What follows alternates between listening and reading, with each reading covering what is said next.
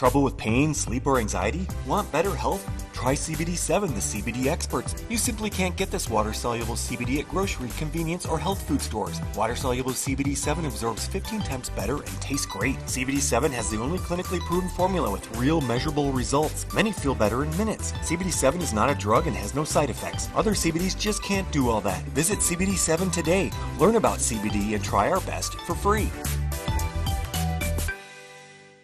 Here's Chad, the lawn doctor, with a tip for your lawn. Just a couple tips for this summer for a healthier lawn. Raise your lawnmower blade a notch or two. Longer grass helps conserve water and fight against stress. Double check your sprinkler coverage and watering times. Then call the lawn doctor to put down a grub preventative and to try our popular new 2-service soil enrichment program. Fertilizer, weed, and pest control. Call the lawn doctor at 753-LAWN or go to LawnDoctorCashValley.com.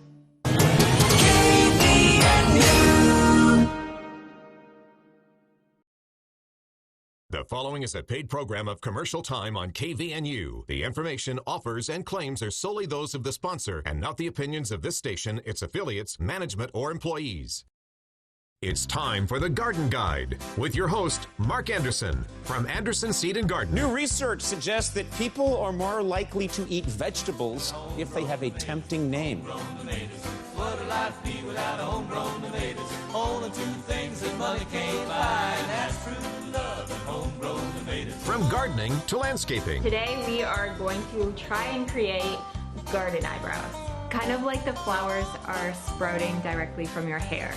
That makes sense. Go! Phone lines are open at 753-KVNU or 800-369-KVNU. Kind of like eating vegetables. It's the Garden Guide, now on KVNU 610 AM and 102 FM.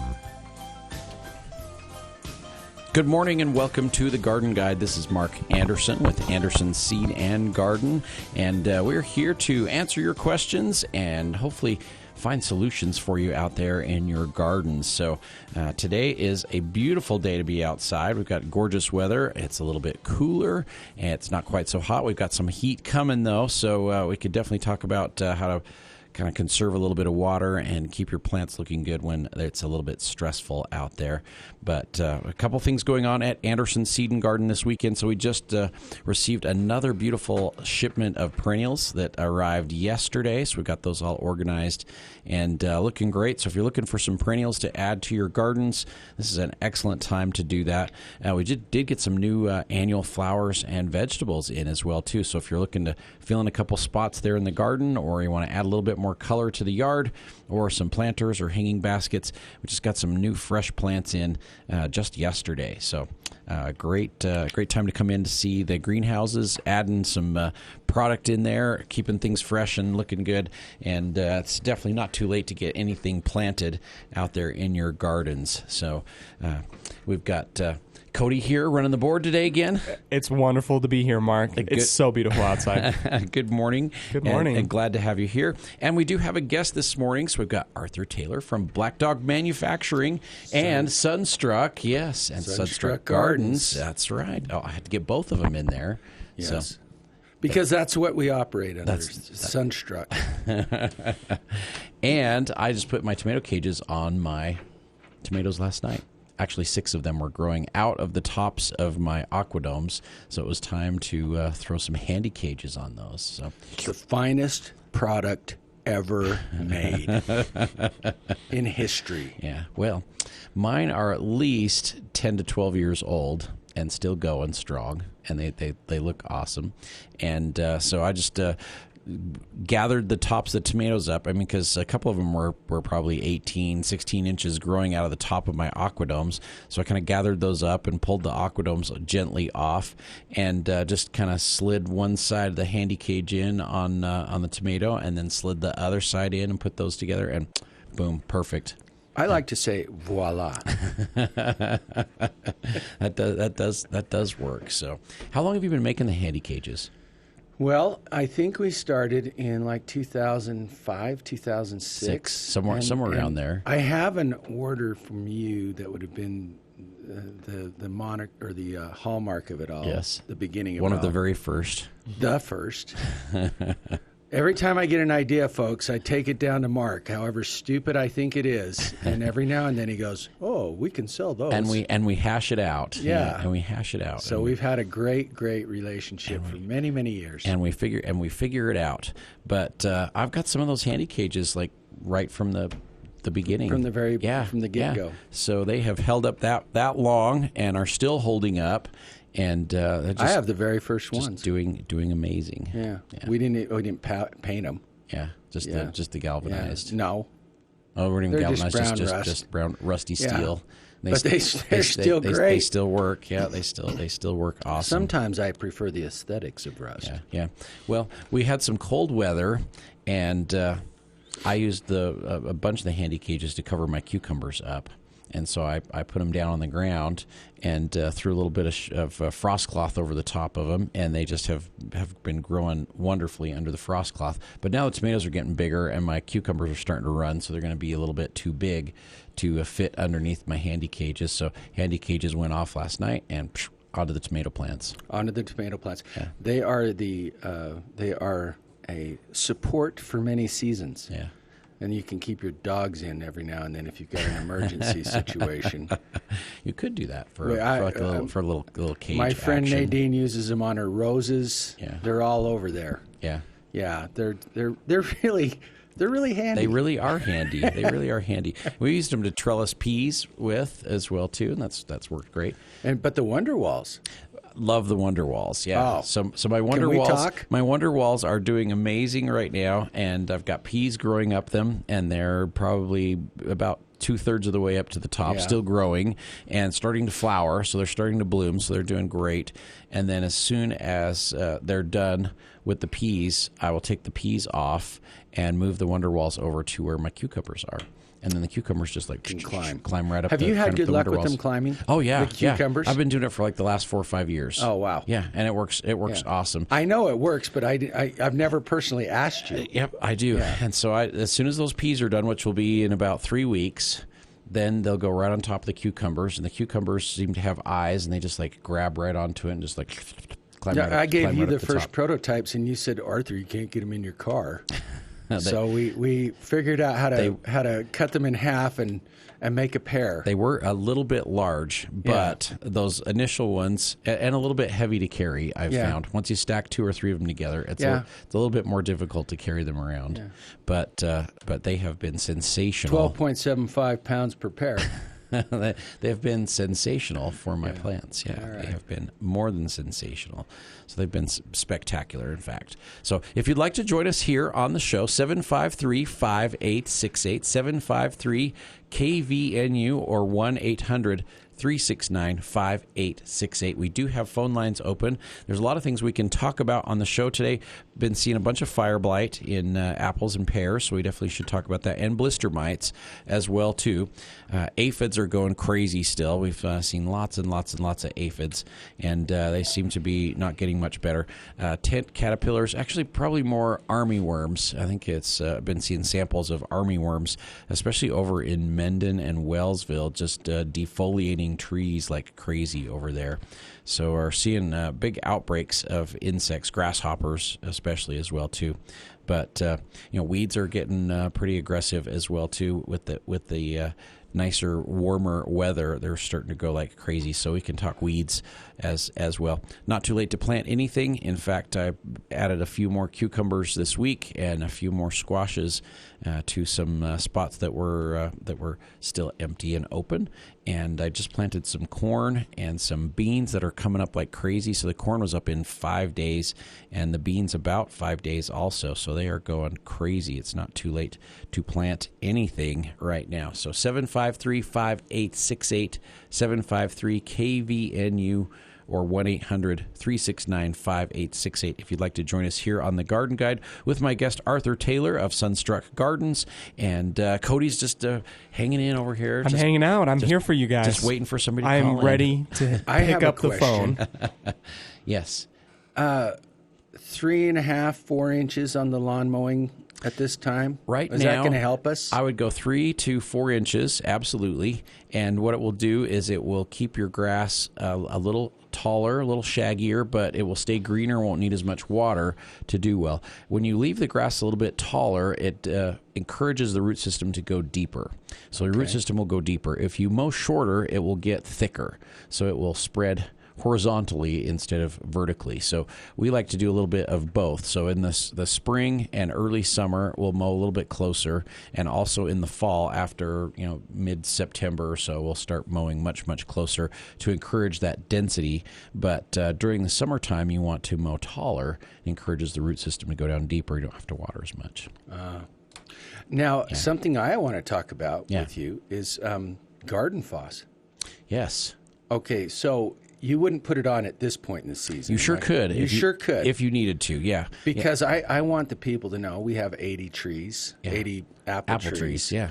And we put it on this spring, and you just spray it on the trunks. Right. Very simple, very easy.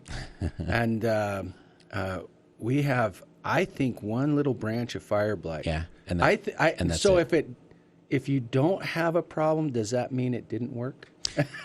Well, it depends. It depends. So what we have found is that those that have been experiencing fire blight frequently, it's good to treat in advance, preemptively before anything happens. But you can use it curatively as well as preventatively. So you could use it even if you're seeing fire blight showing up on your tree right now. What you do is go in and do a little bit of selective pruning, prune out the parts that are looking like that, and then treat the tree with the garden foss to keep it from spreading any further in your tree. I just want to say, I want to clarify, I think it works great. It does work. Because it's obvious to us that we really don't have a problem. It has prevented, in many cases, the damage before it happens.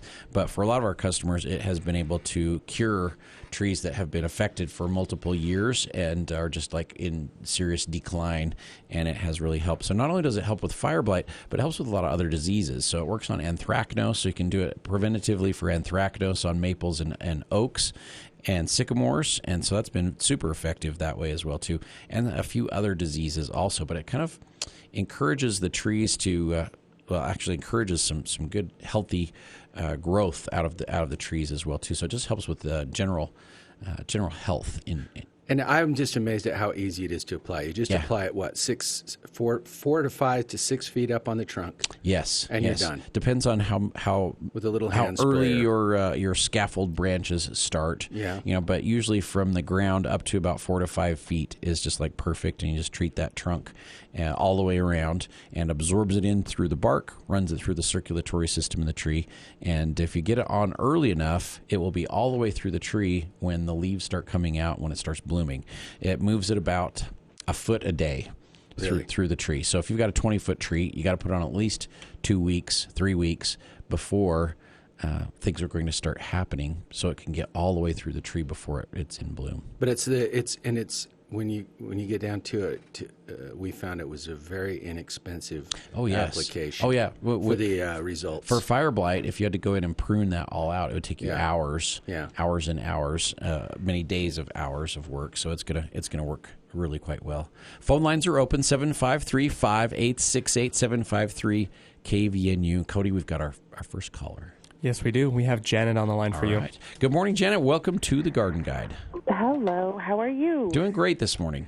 Good. Hey, I am actually calling to kind of be a little cheerleader for the handy cages. Arthur came out, years and years and years ago. He wanted a garden to shoot a commercial. I remember. Yeah. And so, yay, he picked mine. I had a good year that year. And they are amazing. I love them. I've used them constantly, but I was so sad last year because I went to go buy a bunch of them, and you were completely sold out. Yep. So COVID. That has I know. Everything is COVID. Yeah. I know. I finally had time to pay attention, and then it was like, really? So, and I'd sent people down there because everyone stops and asks me, what are those? And I tell them, and I tell them where to get them. And then I saw those ones. I think you were talking about them already for the double-sided ones. Yes, the Wonder Walls. Yeah. Wonder Walls. Okay. So I just assumed for peas or something. What all do you guys use them for? Yeah, so I've trellised my peas with them. Not quite tall enough for pole beans because the pole beans get about 6 or 8 feet tall. Right. But I've got my cucumbers on there as well, too. It works great for the cucumbers. So I'll do the peas first, and then when the peas are all done, I'll yank the peas off and pull the Wonderwalls and move them over to my cucumbers, and they work great on the cucumbers. But, they could work for any of your vining plants that are not going to get too tall. So you could do squashes, melons with it. You just have to support the fruit. With the cucumbers, I don't support them at all. They just dangle there. It makes it really easy. Really easy to pick. And then the cucumbers aren't sitting on the ground either, and so the quality is a lot better as well too. So it works. Are awesome. you saying double value? Yes, Mark? Double value. Double value on the Wonderwalls. Right yes, double value. But wait, there's more. But wait, okay. There's one more thing. All right. Well, and then, Mark, I did have a question. So Wait, Janet, where are you from? Sorry. Where are you from? I'm in Franklin. Okay, all right. I remember you. Yes. Mm-hmm. Yes, you have a beautiful garden, by the way, right? Going up towards... on the year. Is it going up towards Cub? No, it's not. Yeah, it's right. It's before Cub River. Yes. So it's very beautiful. Yes. Yeah, thank you. Yeah, and like I said before, it's next to the road. Everybody sees it, so I have to put a certain amount of effort into it. Yes. And when we shot that video, we ended up never using it because my head was all we shot was my chest out, and it didn't work out. Didn't quite work. But at least you got some nice tomato cages. Yes, so. that's right. Yes, they're awesome, and I've gotten more since then, and I liked the larger ones. Yes, and the big handies. The big handy and the cherry tower. And guess what? This year we actually have plenty of handy cages and big handies and Wonderwalls in stock. Isn't that amazing? That is amazing, and here's my deal. This year has been awful for me, and so I am behind on everything, but luckily we're a little bit behind you guys up here. Yes. But I am right now even transplanting flowers, like my snapdragons that have been sitting here for 2 months waiting. Hey, that's okay. We're still planting flowers, too. Oh, yeah. Okay. So I came across this idea because they're so root bound and I'm just like, whatever. And as I'm doing them, I'm like, I'm going to set it up for the drench, for the root stimulator. Yes. And just stick each one of them in there and then plant them. Is that a good idea? That would work great. So you can like hydrate them up with the root stimulator before you plant them. But then when you plant them, make sure and water them again with the leftovers. Oh, definitely. Yeah. Definitely. But yeah, in fact, I've got 3 2.5s of the compost tea. Oh, nice. Just waiting. Nice. But anyways, I just thought to do that, and I said that sounds like a good idea. I just wanted to make sure there was nothing that was not a good idea about that. Nope, that would work great. I do that with my onion plants. So early in the spring, I'll hydrate those onions up because the roots get dried out with the root stimulator. So I'm using the Kanga roots, and I soak them in that for 24 to 48 hours before I transplant them out, and they do so much better. I probably transplanted 150 onions this spring, and I think I lost maybe 10 out of 150. Yeah. So speaking of onions, do you still have any in your store at all? Onions are gone. Yeah, they are gone. And we've run out of potatoes, too. I think I might have like a few white Kennyback or maybe a few purple ones left over, and that's about it. So. Okay, well, those were my questions. Right. I just want to make sure I wasn't doing anything bad. Great questions. And thanks so much. Yeah, we're still planting a few flowers on Center Street. We just finished planting up some of our planters, and I was out planting trees and flowers on Thursday when I got my first day off in the last 3 months. So yeah, it's been a little busy. It has been a little crazy at Anderson's, for a little while. Okay, so here's my last question then. Doing this, and we're going to get these outrageous temperatures, what is the best mulch that you would put on top of these transplants? That's a great question. I really love the soil building conditioner. So that was what I was thinking of. Yep, it's the finely ground redwood bark. It's got a little bit of compost in it, about guano, worm castings. But if you do a inch mulch of that, it will help the soil underneath stay moist a lot longer. So that would be excellent. Okay, that's what I'll do then. Okay, perfect. Okay. All right, thanks so much. Have a nice day. You are so welcome. Thanks for calling this morning, Janet. Have a great weekend. Hey, in addition to what she just said, and what you just said on the mulch, if you have big handies in your garden, you can buy a little shade cloth, maybe a square yard, yeah, and just hang it right over the top of the big handy, and that helps protect your tomatoes quite a bit. And it actually gives them a little shade. A little bit of late afternoon shade. Yeah, it works out great. That would work awesome. Yeah, we've got hot temperatures coming, but you know what? It makes the plants grow like crazy. So, we kind of complain about the heat, but I'll tell you, when it was hot last week, my tomatoes grew 2 inches a day.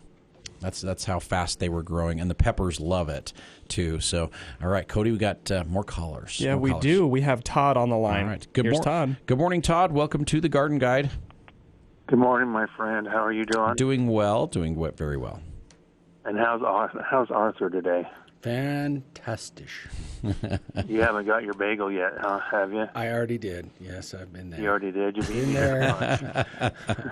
I don't think I could go on a radio program without a bagel. Yeah. Yeah, I know. Anyway. I do not see any spare bagels here at the radio station, darn it. So, Cody can deliver them to me after the show. Hey, Mark. Yes. I've got, all my texts that I texted you this week. Everything is done. Now I'm going to overseed my front lawn. Sounds great. Now what?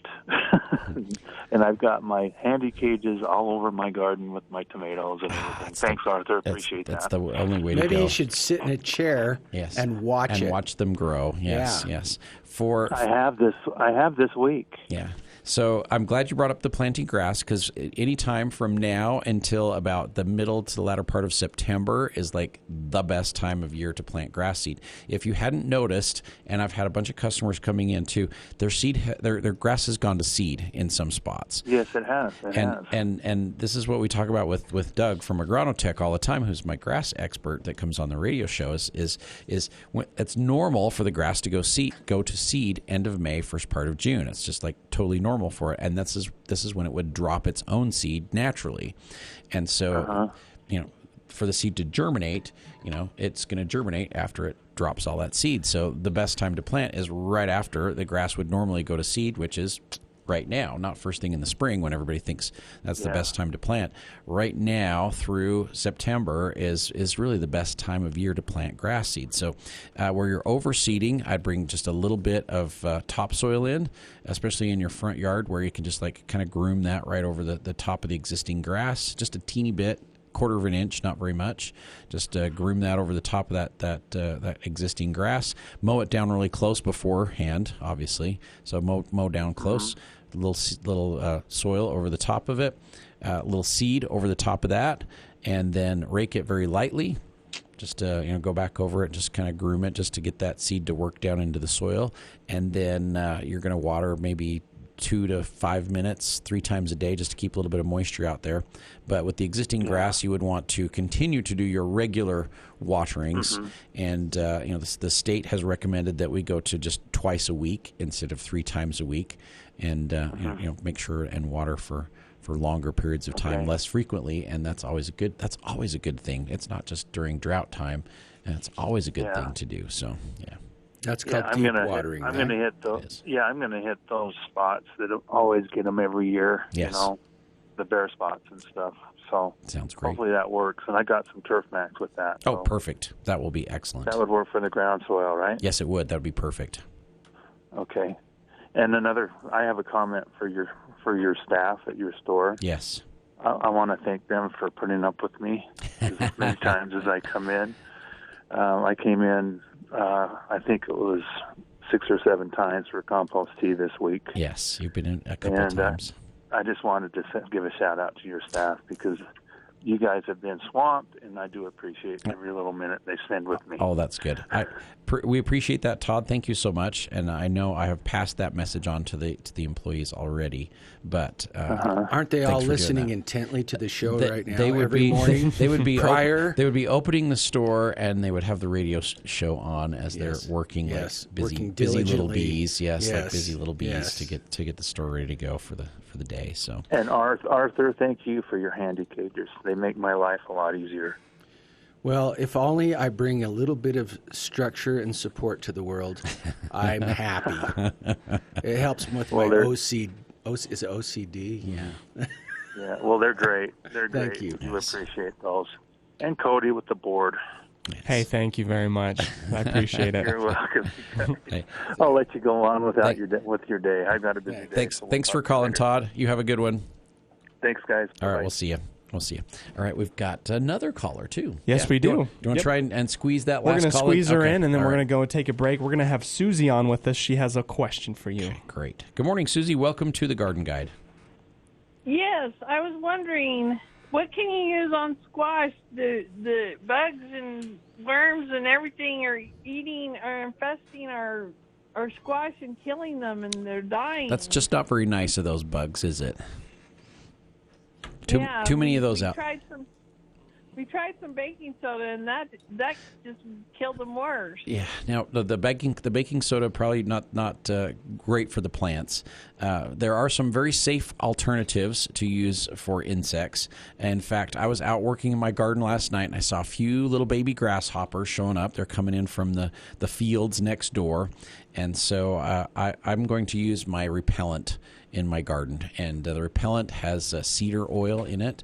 And it comes in a granule form as well as in a liquid form. I like the granule because it's really easy to broadcast out there. And it's called Lawn Shield. And the Lawn Shield is made for mosquitoes, especially in your lawn. But I use it in my vegetable garden, and it works amazing. And it just repels the insects, makes them go away. And I've had amazing results the last 2 or 3 years just applying that about mid-June.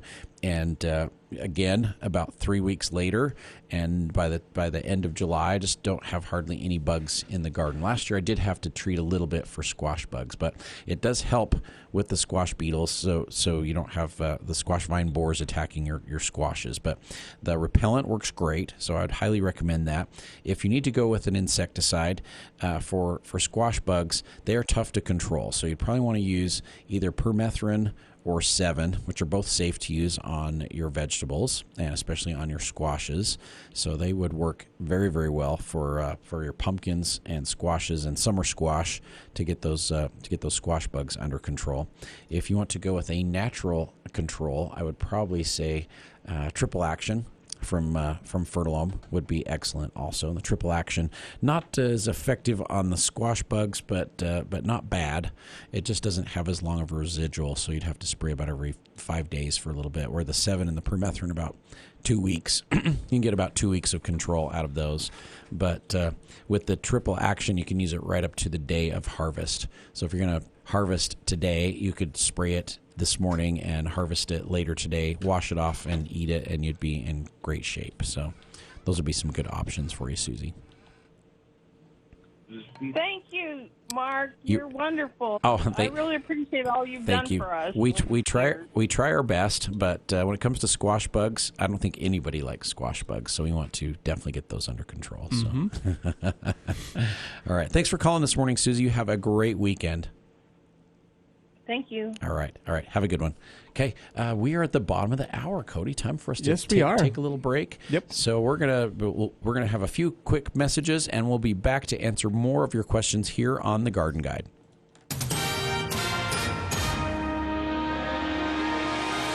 With the news now at the bottom of the hour, brought to you by the Duck Hunter, I'm Will Feelright.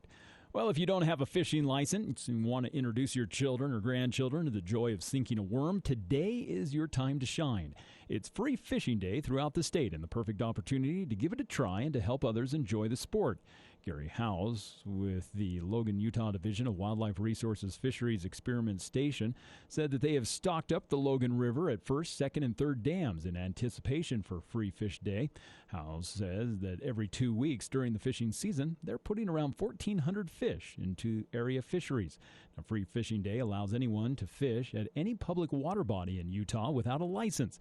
It's also a great day not only for beginning anglers to give fishing a try, but it's also a fun time to have experienced anglers along with them. With some water bodies being impacted by low water levels this year, the majority of fishing in Utah is still known to be great. Anglers should note, though, that while Free Fishing Day waives the requirement for having a fishing license, entrance fees at state parks and other areas do still apply. And park officials have launched the first tests of electric vehicles in Yellowstone National Park that are capable of operating without drivers. The Billings Gazette reported earlier this week that the park on Wednesday launched the $360,000 public experiment into the potential future of visitor transportation, unveiling 2 8-passenger cube-shaped vehicles that will be tested at Canyon Village. Park Superintendent Cam Sholey said that the vehicles are expected to navigate the parking lots of Canyon Village through August 31st. Well, looking at hot and dry conditions to continue through the weekend and into the first of next week, as daytime temperatures are going to stay right around the mid to low 90s. Overnight temperatures staying right around the mid to low 50s, with close to 100-degree weather headed our way for the first of next week. Will Feel-Right for KVNU News. From ABC Sports. Hi, everybody. I'm Todd Ant. Nuggets head coach Mike Malone called out his own team following an embarrassing Game 2 loss in Phoenix, but even a triple-double from MVP Nikola Jokic wasn't enough for Denver in Game 3 of the Western Conference semis. Ball in a hurry, up into the front court, stops, looks, three-pointer, Shazam! The call on KTAR, Devin Booker and Chris Paul combined for 55 points to stifle Jokic and the Nuggets. Phoenix cruised past Denver 116-102 to take a commanding 3-0 lead in the series. No team in NBA history has ever won a playoff series after trailing 0-3.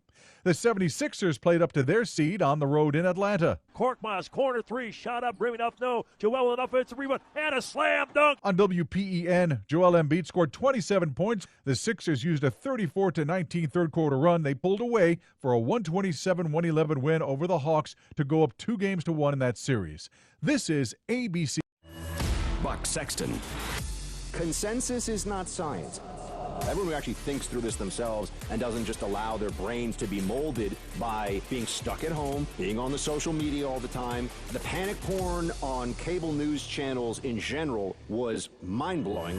Clay Travis and Buck Sexton, inspired by Rush. Debuting June 21st. Weekdays from 10 to 1 on News Talk KVNU, the voice of Northern Utah. Every Saturday morning at 9, you get information to prepare you with retirement solutions for the journey ahead. It's Smart Money Ascent with Clayton Alexander of Teton Wealth Group. How do we solve that number one fear or that number one concern? Make sure you never run out of money. And Teton Wealth Group's Ethan Miller. Then, when you leave Teton, when you leave our offices, you're going to have a plan that you're both excited about. It's where your retirement questions are answered. Smart Money Ascent, Saturday mornings at 9 on News Talk KVNU, 102 FM and 610 AM. From gardening to landscaping, it's the Garden Guide on News Talk KVNU, 610 AM and 102.1 FM.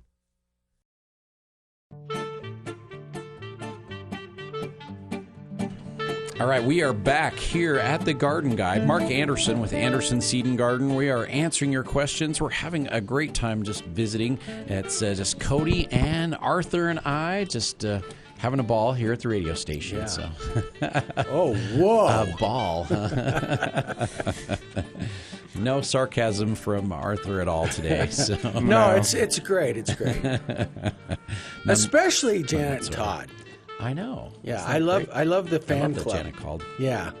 No, that is so nice when you have people that actually have your product and call in and go, this is amazing. You know, it's like it's one of my favorites. So yeah, I remember driving by her garden and I said, we need to talk to her. Yeah, that's whoever the place, that is. They have a beautiful garden. Let's see if we can shoot a little bit there. Yeah, that is the place. So, if you would like to join our conversation, 753-5868, 753-KVNU, or 1-800-369-5868. We've been talking gardening. We can talk bugs. We can talk fertilizers. You name it. We were even talking a little bit about the Jazz here. We're excited during the break. Yes, yeah. You have to. You have to talk about the Jazz a little bit. We're talking, just a little bit. Yep. Just a little bit. So we have another game tonight. All right, we better be ready to play. Yep. It will be interesting. Be very interesting. So, well, Arthur, we talked about handy cages. And we also explained that we have them in stock right now, which is nice because this is like prime season for caging your tomatoes. I don't think I came on last year, did I? Nope. We had no did product, not. and Mark said, "Get out." All of my guests last year were call-ins also. So we did mostly call-ins last year for some particular reason. You know, I didn't think I genuinely thought I saw COVID coming, and I got to say I was stupid because I didn't think that it would push people into their gardens the way it did. Yeah. And then really we didn't have a lot of I think everybody was afraid to buy early in the spring. Yeah. And our customers, because they didn't know what was happening, and then all of a sudden, boom. Yeah, it went crazy, and it was a lot of adjusting on our part at Anderson's to try and help people stay out in their yards and doing all those things. And it's just something you can't anticipate. You can't expect what's going to happen. And then we're still dealing with the repercussions this year because the demand was so high for plant material last year, on shrubs and trees, that they kind of oversold because the demand was there. And this year we're seeing that there's shortages of trees. They haven't had and time shrubs to grow back. No, well, when you sell out of tomato cages, you can make more. Right. But when you sell out of trees, it takes 2 or 3 or 4 years to grow. To get that cycle to grow them. Yeah, to grow them. And so, it's like if you're in manufacturing, as long as you can get the materials, and I know you've struggled with materials. We're struggling now a little bit, to be able to create your product. But when it comes to a tree, it takes 3 or 4 years to grow a tree to be sellable, and it doesn't happen overnight. And so it's going to take 3 years for most of these growers to kind of compensate for all the sales that they've had the last 2 years to be able to kind of ramp up production to be able to have enough to cover everybody. So, one thing that's been great about our relationship is you and I have partnered up on our new forming machine. Yes, and so we'll be getting some different products in there. We're a little late for this season, but we'll have them next season. Ready, so that's been wonderful. Ready to rumble. You'll be able to use it for. That's been quite the interesting experience. For many things, Mark. yeah, for many things. So I do want to talk a little bit about cherry towers. Yes, which you just informed me that you were out. That we were out, so we need to get. We'll have some this before noon. Before noon, you'll have some more. Have some more cherry towers. Awesome. Yeah, but the cherry tower tames the wild cherry, and you only need one. One pair. The cherry tomatoes they get huge. I had kind of a real fun experience in your store a couple of weeks ago. Yes. I was walking through there, and I saw a lady from Smithfield, and she was rubbing her chin a little about whether or not to buy some of the cheaper cages. Yes. And so I couldn't resist.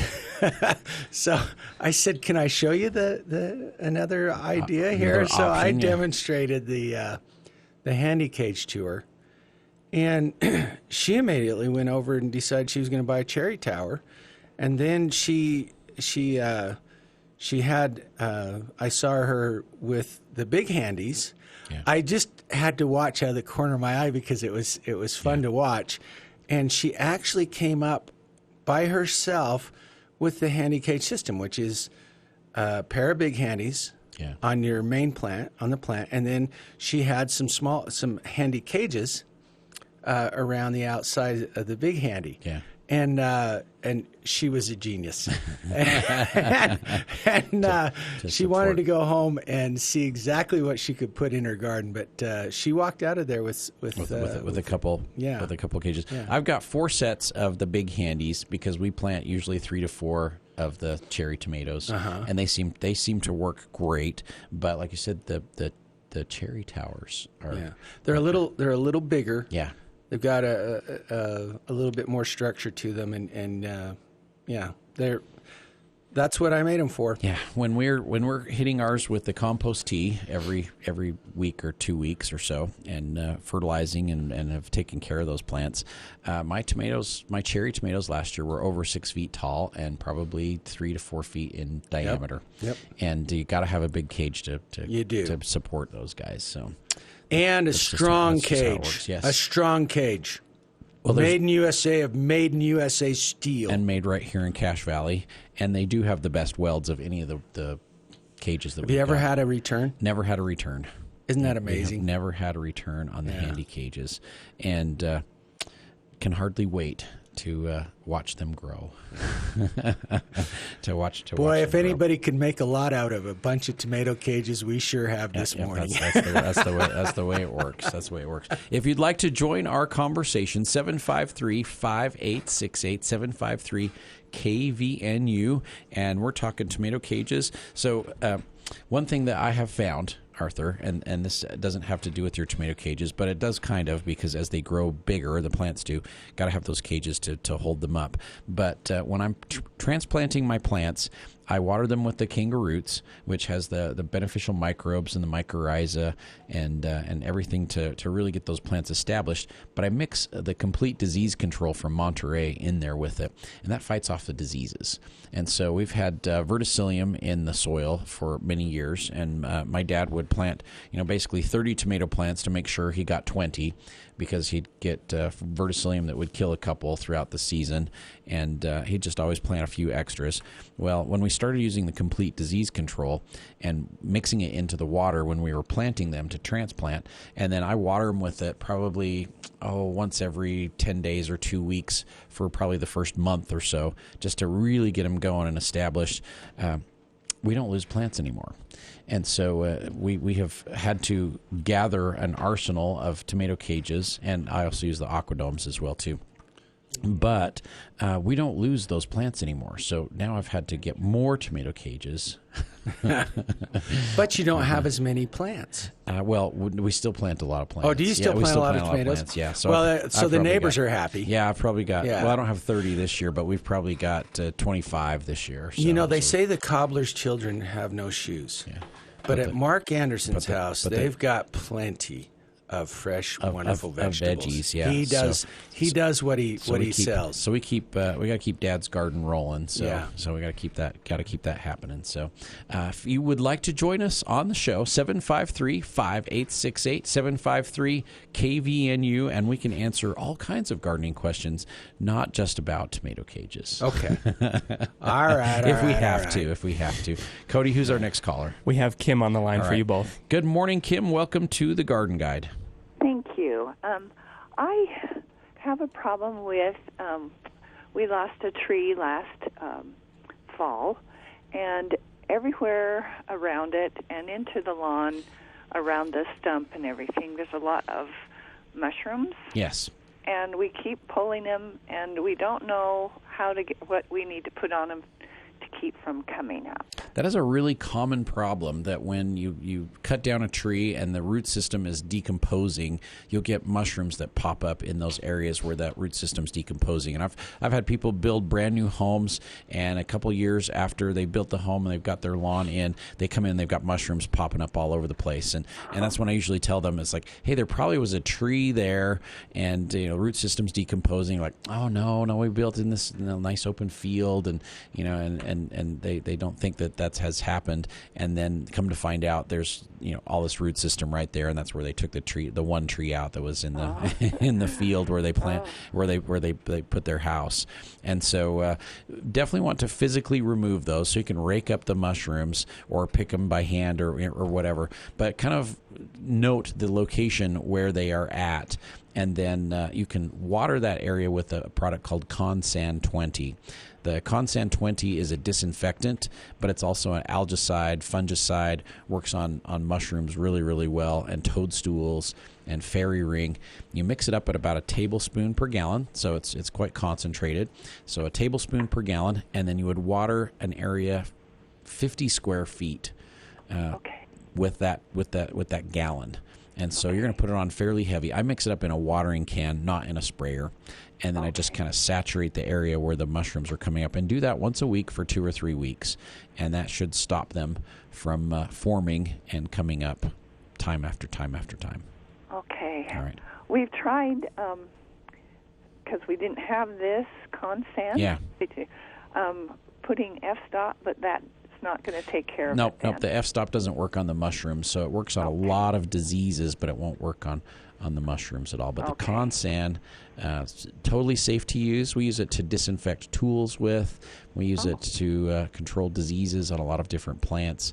It's antibacterial, so it's a very, very effective product and quite inexpensive when you're only mixing it at a tablespoon per gallon. So, okay. All right. Tablespoon per gallon. Okay. You got Wonderful. Okay, thank you so much. You are welcome. I appreciate it. Hey, thanks for calling this morning, Kim, and good luck with your mushrooms. Thank you. Yeah, Bye-bye. no problem. All right, we've got about 10 minutes left in the show, and we do have some phone lines open, 753-5868, 753-KVNU, and we're just here answering questions about gardening. So not too bad. How's your garden growing? Well, we've moved. And so we're just establishing our garden. You're in transition. Yeah. But I bought a bucket for the skid steer with some great big teeth on it, and that works really good on a new. I'll bet. On a new piece Yes, of I'll bet it does. So we took a couple trees out last year because we had planted them 15 years ago, and they got much larger faster than we thought they were going to get. So we had to take a couple trees out. One was really getting into our power lines, and the others had gotten so large that they were encroaching on the house. Right. And so we took those out. And so this week we planted some new trees, and I'm very excited because I planted a black tulip magnolia. And we've always wanted to have a magnolia in our yard, but there's only certain spots in the valley that magnolias actually really do well.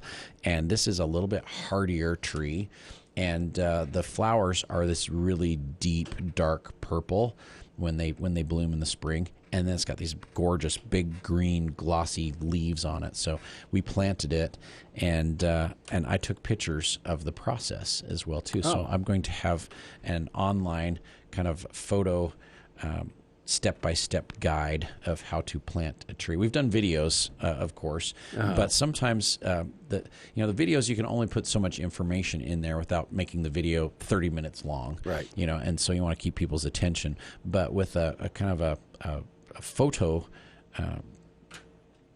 process of how that works, we can give you a little bit more information and walk you step by step through the whole project. And I've done this before with like repairing trees that have been damaged with wind or snow or whatever, and it's worked out really well. So I'm quite excited about it. You're an educator.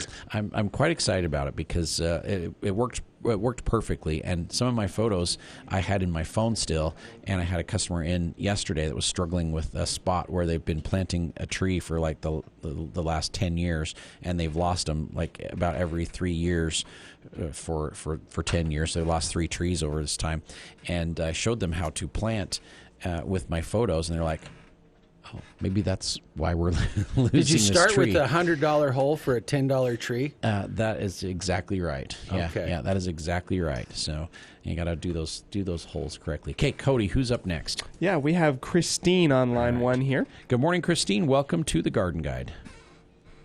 Hi, Mark. How are you? I'm doing well. Thanks. I was going to come in the store, but I thought I better call. On the north side of my house, close to my house, my grass is white. Does it have a fungus or something? You have powdery mildew. Yeah, powdery mildew. Oh, okay. And so we're experiencing cold nights and warm days, and if we're watering as much as a lot of people are having to keep things going, a lot of humidity out there as well too. And so we're going to see powdery mildew on a lot of plants because of the weather conditions that we're experiencing. So on the lawn, probably f-stop would be the best. It will, in a shady location like that, it will cause the grass to really thin out. And so it's good to get that under control before it gets too aggressive. Because will it spread to the rest of the garden? It will spread, and yeah. The grass. Every time you mow, you'll spread it a little bit further because it'll get picked up on the mower and you'll spread it around. So f-stop in that. Yeah, you want to stop that in that powdery mildew. area. Yeah, in that area, and then go out about 10 or 15 feet in all the directions around it and treat that area as well too. You probably won't need to treat the whole lawn, just the spot that's being affected, and then maybe 10 feet out. So. Then I was wondering, I got hooked on butter lettuce. Yeah. I understand that you have seeds in your store. Is it too late to plant? It is probably a little bit hot to be planting right now, since it would be coming, along in like August when it's really hot. But I would replant again the first part of August so that it will be ready to harvest in September and October, which would be like perfect. Yeah, that would work out great. So just hold on for like another month or 6 weeks, and then replant it, and then you'll have a nice fall crop, and that should work great. Okay. All right. Well, I'll be in for some f-stops sometime today. Wonderful. And then the butter lettuce that I like the best is called Esmeralda, and the Esmeralda is a heat-tolerant butter crunch, and it's wonderful. It's really, really good. You'll like it. So if I tell them it's a woman's name, they'll understand? Yes, exactly. I don't know how to spell Esmeralda. Esmeralda. Yes, Meralda. Yeah, there you Esmeralda. You're spelling it too fast. I'll just say, Mark said it was a lady. Yep. It starts with an M? Esmeralda with an E-S. Yeah, Esmeralda. Esmeralda. E-S. Yep. Okay. Just ask for the heat-tolerant butter crunch, and you'll be in good shape. Okay. All right. Okay. I will remember. Thank you very much. You're welcome. Thanks for calling this morning. Have a great one. You too. All right. Thank you. All right, Cody, we've got time for another call or two? Yep, we're going to try and get 2 more in here. We're going to get Lindy first. She's on the line, and then we have AJ waiting on afterwards. All right. Lindy, how are you? I'm good. Great. I wondered about cherry trees. Do they send sprouts up? I've got a whole lot of trees coming around the base of the tree, and I realize the tree is completely rotting out. There's only one branch that's really producing. What should I do when I need to actually take it out? Yep, the cherries are very inclined to send up lots of suckers, and so you could cut those down. I would probably plant another tree while this one is declining so you can have it to replace it, unless you're just ready to just completely take it out and put a new tree in. But, not unusual for all the plum family.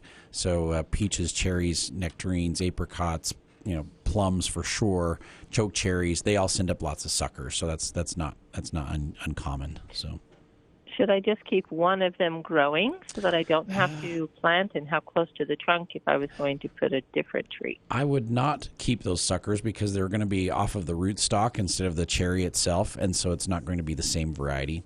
Yes. So I would get rid of it. Yeah, and Arthur has to deal with this in his orchard from time to time as well too. But I'd take that out at some point. And plant the tree at the same time right after you take the other one out, or you can plant it earlier, move it to one side a little bit, and then take the rest of the tree out as you get that one established. So just like 2 feet from it? I'd probably go 5 or 6 feet away from it. If you start getting into the root system, it's really hard to dig in there. In fact, I was digging roots out like crazy this week where we replanted those trees. It's hard to dig $100 hole in a bunch of roots. Yeah, it's hard. Yeah, absolutely. So, okay, very good. Thank you. Time to start thinking about replacing Lindy. So, all right. All right, great. Thanks for calling. There's a time and a season for everything. Yeah, let's try and get AJ in as well too. All right. There she is. Go ahead, AJ. Hi. We have several black walnut trees, and they. I don't know what happened. One of them the leaves shriveled and it's dead. The whole tree is dead. And we have another tree that's like half of it's dead. And this year the leaves are shriveling and it's going to be gone too. But we don't know why it did that. Yeah, that's kind of right. The black walnuts are very hardy, and so it's usually not a hardiness issue. There's not too many diseases that can affect them or insects, since they kind of have some natural protective mechanisms built in. I would probably say bring a sample in. Cut a 12 or 16-inch piece off of the tree that has like some good leaves and some bad leaves on it. Bring it in. Let me take a look at it, and we can see if we can figure it out. We didn't want that to be spreading to other trees. Yes, absolutely. So I don't have an exact answer for you right now, but let's see if we can diagnose that with maybe some photos and a sample, and we'll see if we can figure out what that is. It happened really fast. It was like one day it was looking a little bit interesting, and the next day it was like gone. And it was gone. Yeah. There's no tunneling or mining going on under the tree, is there? No. No digging around there. Nope, nothing.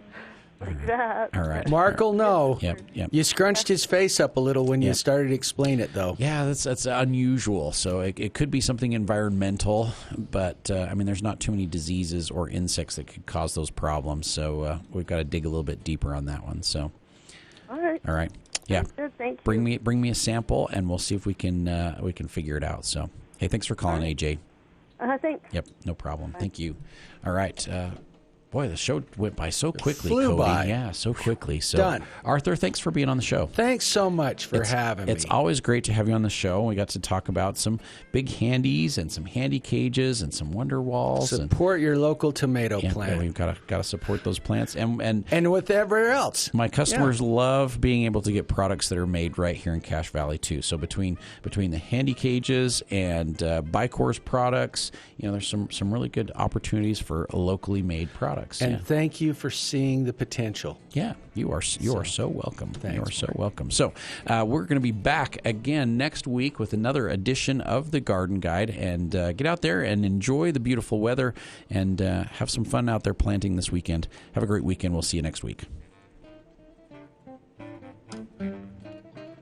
The preceding was a paid program of Commercial Time on KVNU. The information, offers, and claims were solely those of the sponsor, and not the opinions of this station, its affiliates, management, or employees. Get it all here. News Talk KVNU Logan, 610 AM and